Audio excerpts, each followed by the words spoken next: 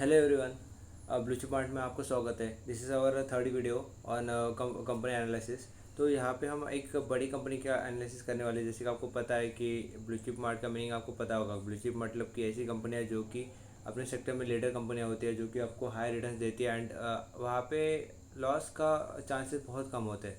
ऐसी कंपनियाँ जो कि लीडिंग होती है, जो कि बड़ी टॉप की कंपनी होती है। तो आपको ये इससे समझ में आ रहा होगा कि ब्लू चिप मार्ट जो यूट्यूब चैनल है, यहाँ पे आपको बस ऐसी कंपनी मिलेगी जो कि लीडिंग कंपनी है, जो कि हाई क्लास टॉप कंपनीज है। यहाँ पे मैं कोई भी पेनी स्टॉक नहीं बताने वाला जो कि आपको आपको मैं बोलूँगा कि हाँ ये स्टॉक अभी डबल ट्रिपल फोर टाइम्स हो जाएगा करके। ऐसा कोई भी मैं यहाँ पे दावा नहीं करने वाला, क्योंकि यहाँ पे हम ट्रूली यहाँ पे ऐसी कंपनियाँ बताते हैं जो कि सही में वो कंपनी लीडिंग है एंड जो कि सही में आपको पैसा बना सकती है एंड आपके पैसे सेफ भी रख सकती है, क्योंकि स्टॉक मार्केट में पैसे बनाने से ज़्यादा पैसे सेफ रखना ज़रूरी है। तो चलिए यहाँ पे हम सबसे पहले अभी हम एक आपको दिखाता हूँ, क्योंकि मैं एक यहाँ पे एक ऐसी कंपनी एनालिसिस करने वाले आज जो कि एक बड़े ग्रुप की कंपनी है। एंड मैंने बहुत कंपनी एनालिसिस करने के बाद में एक मेरे को ऐसी कंपनी मिली है। बहुत एनालिसिस करके है मैंने, बहुत सारी कंपनी एनालिसिस करने के बाद में एक ऐसी कंपनी मिली मेरे को कि जो कि पॉसिबल है कि आपके पैसे बहुत ही अच्छे लेवल पे पहुँचा, मतलब कि मल्टीप्लाई कर सकती है। मल्टीप्लाई कंपनी है ये, ठीक है। मैं यहाँ पे आपको बहुत सारी चीज़ें बताऊंगा, जैसे कि उसके उसके लास्ट फाइनेंशियल्स बताऊंगा एंड मैं ये करंट फाइनेंशियल क्वार्टर थ्री का रिजल्ट बताऊंगा। एंड ये आपको मैं एक हिंट देता हूँ कि ये कंपनी बड़े ग्रुप की कंपनी है, जो कि इंडिया का लार्जेस्ट ग्रुप है, उस ग्रुप की ये कंपनी है। एंड उस बड़े ग्रुप की बड़ी कंपनी है। तो मैं इस कंपनी का एनालिसिस अभी जस्ट आपके सामने करूँगा, ठीक है। सबसे पहले उस कंपनी की वेबसाइट पे आएंगे। वो कंपनी का ग्रुप जो है वो है टाटा ग्रुप। कंपनी का नाम जो है वो है टाटा केमिकल लिमिटेड। तो यहाँ पे हम सबसे पहले वेबसाइट पे आए। वेबसाइट पे क्यों आए? क्योंकि सबसे पहले किसी भी कंपनी का अगर आपको कुछ चाहिए, सबसे अच्छा डाटा किसी कंपनी का चाहिए, तो उसकी वेबसाइट ही है कि जो आपको ट्रूली उसका डाटा दे सकती है। तो सबसे पहले मैं आपको वेबसाइट पे लेके आया।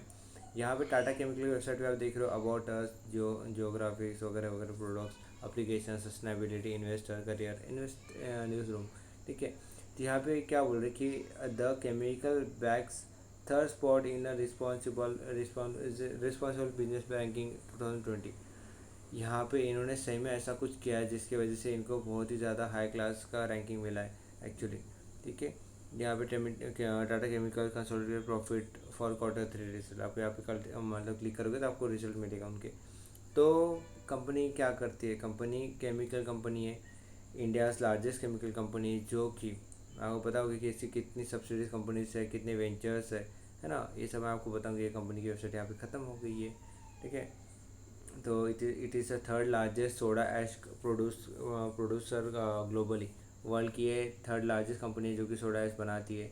एशिया लार्जेस्ट कंपनी के जो कि सॉल्ट वर्क्स करती है, ठीक है। यहाँ पे 4600 के एम्प्लॉयज़ है 4 कॉन्टिनेंट में, ठीक है। 14 मैन्युफैक्चरिंग प्लांट है अक्रॉस द ग्लोबल, ठीक है। तो यहाँ पे हम जाएंगे इनके, अभी मैं आपको फाइनेंशियल दिखाने वाला, जैसे मैंने आपको कहा डायरेक्ट फाइनेंशियल में आपको फाइनेंशियल पे जंप करते हो। एक्चुअली अभी फ़िलहाल हम फाइनेंशियल पे जंप करते हैं, बट हम बीएससी पे जाके भी इनका कुछ देखेंगे। सबसे पहले बीएससी पे जाते हैं हम, चलो ठीक है, बीएससी पे जाते हैं। सबसे पहले बीएससी पे हम गए, यहाँ से बीएससी पे अपन सर्च करेंगे टाटा केमिकल, ठीक है। तो क्योंकि बीएससी पे हम क्यों आए? क्योंकि बीएससी पे आपको किसी भी कंपनी का ट्रूली डाटा मिलता है, मतलब कि जो सही डाटा है वही आपको मिलता है। यहाँ पे हम सर्च करेंगे टाटा केम। टाटा केम उसका सिंबल है एक्चुअली, ठीक है। हम इसके फाइनेंशियल जो क्वार्टर थ्री के जो रिजल्ट्स है वो भी यहाँ से हम देखेंगे, उसके वो शीट भी डाउनलोड करेंगे हम यहाँ से, है ना।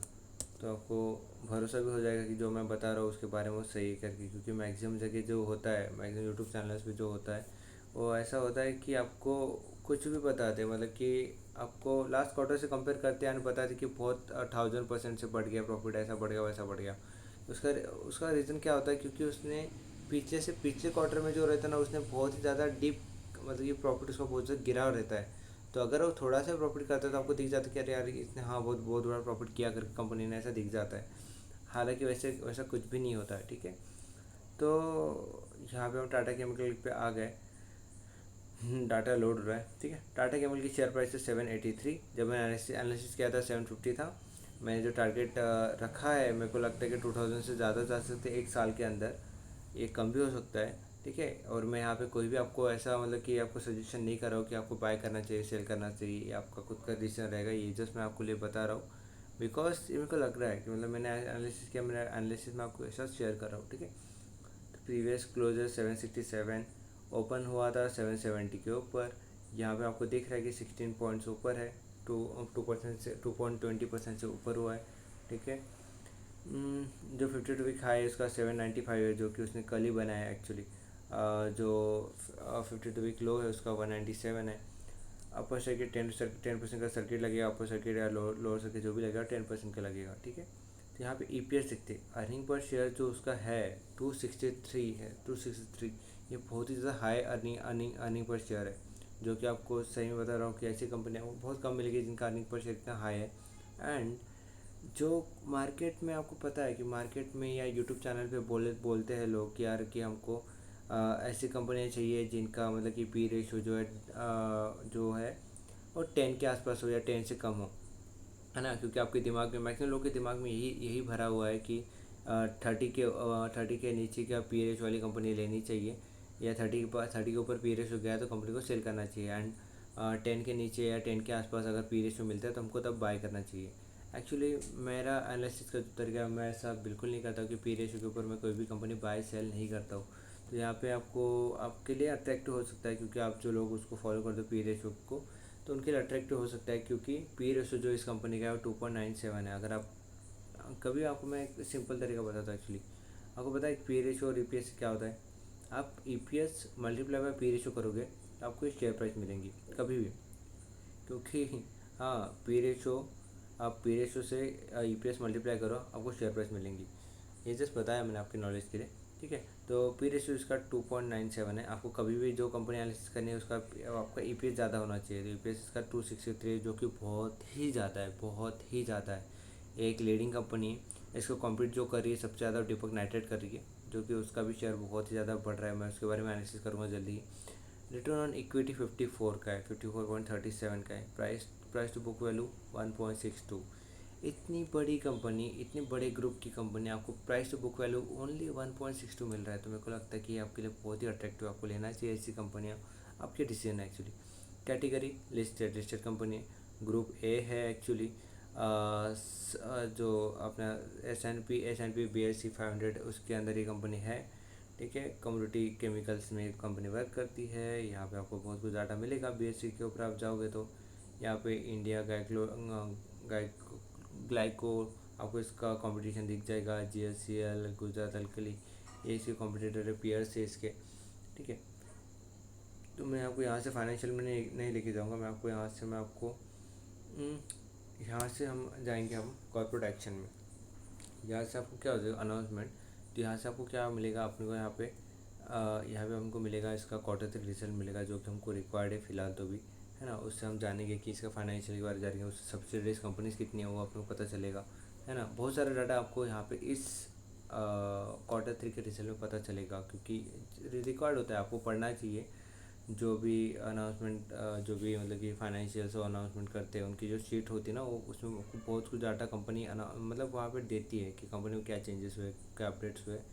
तो आपको वो चीज़ आपको पढ़ना चाहिए, वो बहुत ही इंपॉर्टेंट चीज़ होती है एक्चुअली। लोड हो रहा, ठीक है। देखते Q3 रिजल्ट्स। तो ये Q3 रिजल्ट्स हम यहाँ पे क्लिक करेंगे, Q3 रिजल्ट हमारे यहाँ पे लोड हो जाएंगे। मैं इसको BSE की साइट को शुरू रहने देता हूँ।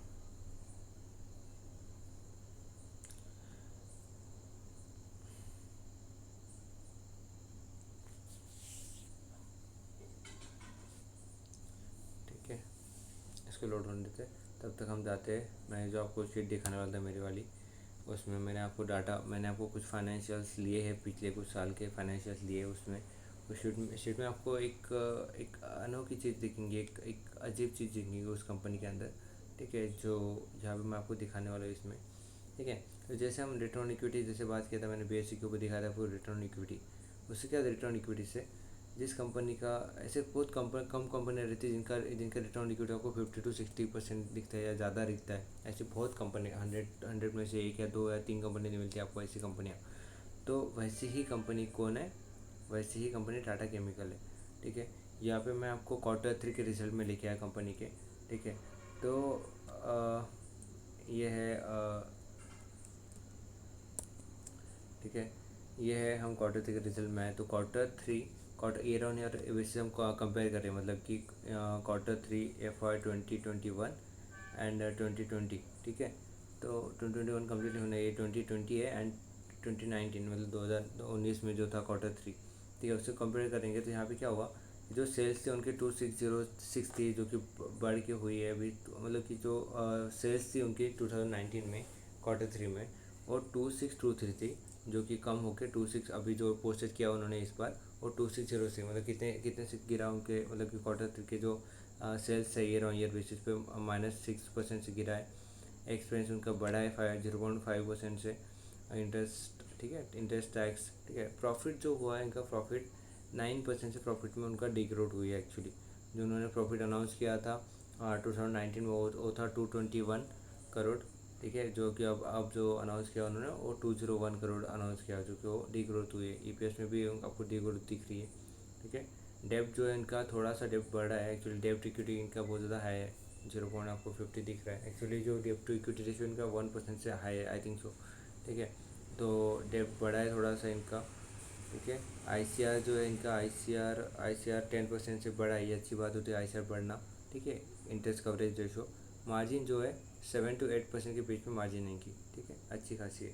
क्वार्टर जो है, मतलब क्वार्टर मतलब कि ये Q3 और Q2 को कंपेयर करें अपन, Q3 Q2 को कंपेयर करें, तो Q2 में उन्होंने सेल्स अनाउंस किए थे 2609 की, जो कि अभी 26 अभी इन्होंने अनाउंस किया 2606 की उन्होंने अनाउंस किया।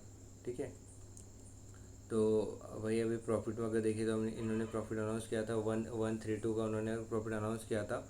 मतलब 132 करोड़ का उन्होंने प्रॉफिट अनाउंस किया था Q2 में, जो कि अभी बढ़ के 201 उन्होंने अनाउंस किया, जो कि 52% प्रॉफिट में ग्रोथ हुई, और ईपीएस में ग्रोथ हुई 127% से। ठीक है, तो बाद में हम यहाँ पे आते ब्लू। यहाँ पे 9 मंथ बेसिस पे अगर हम देखें, अभी Q3 मतलब कि 9 मंथ बेसिस पे होता है।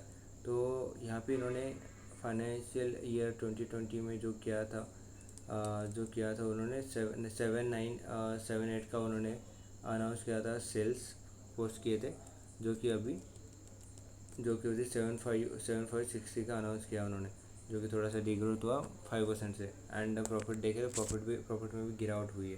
ठीक है, तो हम अभी नीचे नीचे आते हैं एक्चुअली। आपको नीचे जो मैंने बोला था आपको फाइनेंशियल्स मैंने यहाँ पे डाले हैं। तो यहाँ पे मैं इसको थोड़ा सा कम करता हूँ।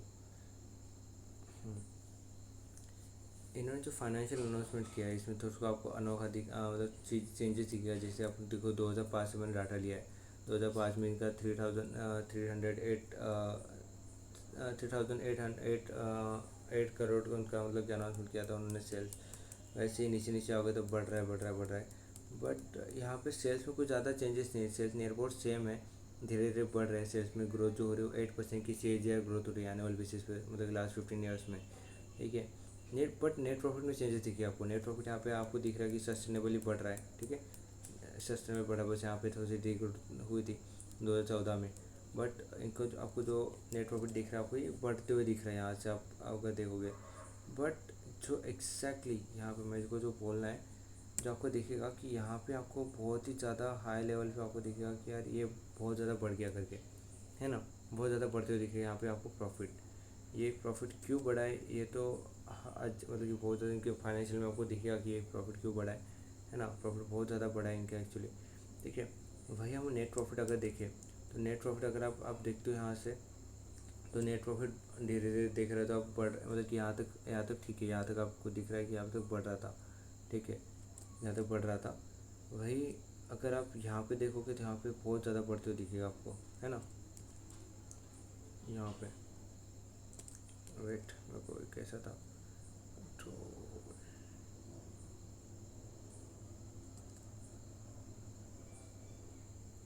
ना। यहाँ पे आपको दिखेगा कि यहाँ पे ये बहुत ज़्यादा बढ़ा है, 69% से इनका नेट प्रॉफिट मार्जिन बढ़ गया, एकदम से बढ़ गया नेट प्रॉफिट मार्जिन इतना। जो किसी कंपनी का नेट प्रॉफिट मार्जिन इतने से बढ़ना मतलब कि बहुत अच्छी चीज़ होती है एक्चुअली, नेट प्रॉफिट मार्जिन इतना इतना बढ़ना मतलब। ठीक है, वही हम यहाँ पे इनका रिटर्न इक्विटी देखें, जो कि रिटर्न इक्विटी देखिए इनका, तो रिटर्न इक्विटी यहाँ से बहुत अच्छे से बढ़ रहा था। इनका रिटर्न इक्विटी धीरे धीरे धीरे बढ़ रहा था, यहाँ पे थोड़ा सा कम भी हुआ। ठीक है, बट एकदम से यहाँ पे जो हुआ रिटर्न इक्विटी इनका बहुत ज़्यादा बढ़ गया इनका, है ना। 56% का रिटर्न इक्विटी, जो कि हमने यहाँ पे देखा अपने कहाँ पे BSE के साइड पे देखा, तो वहाँ पे 54 के आसपास था, 54 55। और हमारे शीट पे जो आ रहा था 56% पे आ रहा है, मतलब ज़्यादा चेंजेस नहीं है। ठीक है, तो बहुत ही अच्छे से मतलब दिख रहा है। आप ICR देखोगे तो आपको ICR भी अच्छा खासा ग्रोथ दिख रहा है। ICR के अंदर 23 टाइम्स ICR बढ़ा है, तो ये बहुत ही ज़्यादा है। अभी हमको यही देखना है कि ये सस्टेन करते कि नहीं। अगर इन्होंने ये वाला ये फाइनेंशियल इन्होंने सस्टेन किया तो इनकी जो ग्रोथ दिखेंगी। तो मेरे को जो लगता है यहाँ से मेरे को जो लगता है कि यहाँ से इनका जो पॉसिबल है कि ये 2000 का लेवल जो है वो अभी जल्दी से जल्दी ये 2000 के लेवल क्रॉस कर लेंगे, है ना। और कुछ ही दिन में हमको दिखेगा कि मतलब कि आने वाले 20-10 साल का अगर मैं बात करूँ, क्योंकि मैं इन्वेस्टमेंट के बारे में मैं इन्वेस्टमेंट का ज़्यादा सोचता हूँ, है ना। मेरे को 2000 का लेवल दिख रहा है कि यहाँ से ये पॉसिबल है। अभी स्टॉक की करंट प्राइस जो है और 785 है। ठीक है, और ये मेरा खुद का एनालिसिस है, मैं कोई भी सजेशन यहाँ पे कर नहीं रहा हूँ। ठीक है, यहाँ पे करंट प्राइस है जो कि करंट प्राइस है 785 है। ठीक है, जो मेरे को जो लगता है कि यहाँ पे 1 ईयर में जो पॉसिबल लग रहा है मेरे को यहाँ पे, इसके एज पर फंडामेंटल्स, क्योंकि फंडामेंटल बहुत ज़्यादा एकदम से बढ़ गया, तो एक साल का मेरे को जो रिटर्न लग रहा है कि 2000 प्लस ये कंपनी जा सकती है ना, या 2000 के अंदर। बट पॉसिबल है कि ये आपको डबल तो कर सकती है, मतलब 7 कितना, मतलब कि 1500 रुपये तक आराम आराम से चला जाएगा। तो मेरे को 2030 का जो टारगेट लग रहा है इसका, 2030 का टारगेट जो लग रहा है मेरे को, तो यहाँ पे इसका ये पॉसिबल है कि 20,000 तो ये कंपनी चली आएंगी, है ना। 20,000, 20,000 मतलब कि यहाँ पे आपका पैसा जो हो सकता है, हम अगर आप पे देखें तो 20,000 डिवाइड बाय 25 टाइम्स तो आपका पैसा हो सकता है यहाँ पे। 25 टाइम्स आपको पैसा हो सकता है, पॉसिबल है कि 25 टाइम्स अपना पैसा हो सकता है आपका यहाँ पे। तो मैं बोलता हूँ कि मैं जो बोलना चाहता हूँ कि आप यहाँ पे आप लॉन्ग टर्म के लिए इन्वेस्टमेंट करिए, आपकी मर्जी, आप एनालिसिस करिए, खुद का एनालिसिस करिए। यहाँ पे देखिए, आपको अगर एनालिसिस आपको अच्छा लगे तो कंपनी, तो आप ज़रूर यहाँ पे एनालिसिस करिए, क्योंकि बहुत ही अच्छी कंपनी है। एंड पॉसिबल है कि आपको रिटर्न भी अच्छे खासे आपको रिटर्न यहाँ पे मिल जाएंगे। तो इस एनालिसिस में मैं आपको इतना ही बोलूँगा कि ऐसी कंपनी आपको नहीं मिलेगी, जो कि आपको मैं पहली बात तो बताऊँ तो मार्केट कैप इसका इतना है, इसका टक्कर में चल रही है, दीपक नाइट्रो टक्कर में चल रहा है। आप दोनों दोनों कंपनी के बारे में सोचिए, दोनों कंपनी में आप थोड़ा सा इन्वेस्टमेंट कर सकते हो, आपको फाइनेंशियल एडवाइजर को पूछ के, और आपको बहुत ही अच्छा खासा रिटर्न दे सकती है कंपनियाँ।